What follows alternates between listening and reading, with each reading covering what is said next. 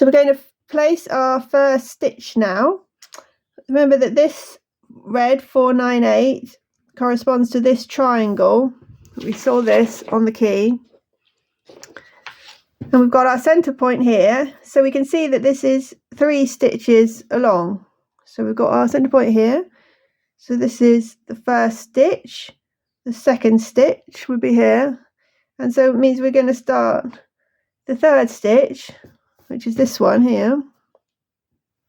We're going to start that, and the stitch will start in this point.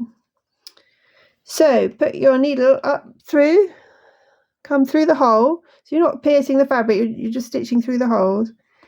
And the crosses, this is called cross stitch. So you're going to fill each square with a cross, and they are diagonal crosses.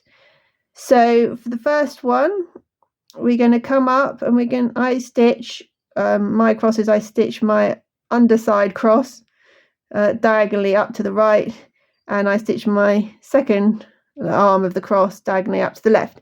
You can stitch the other way around if you're more comfortable. We do say that you should always try and do it in the same order. It's whatever you do. So if you're doing your first arm of your cross diagonally to the right, then you should keep that direction, and it will make your piece look a lot neater. So we're going up, coming down through the diagonal. Turn your fabric around, move this out of the way, which is the thread from our center knot, and pull your thread through. You've then got a loop at this end. Now you put your needle through the loop and just pull it, and that's called the loop start. And it is so easy, and that means that you can just start the thread. Your thread is now completely secure. You don't have to worry about sewing in the ends, which we'll do later when we cover backstitch. But when you're using 2 strands of thread for either cross stitch or backstitch, you can always start with the loop start, and it's incredibly simple. Now I'll show you how to do one complete cross.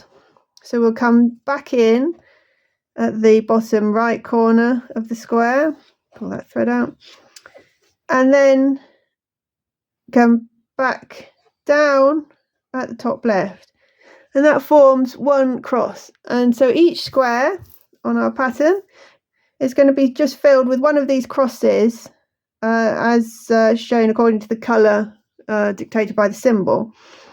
So that means that each cross is made by 2 stitches. So we can shade off what we've done.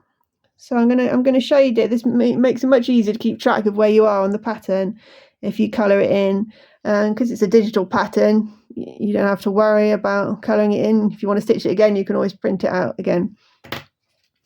So that's that stitch done. I'm going to come up here to do the next stitch.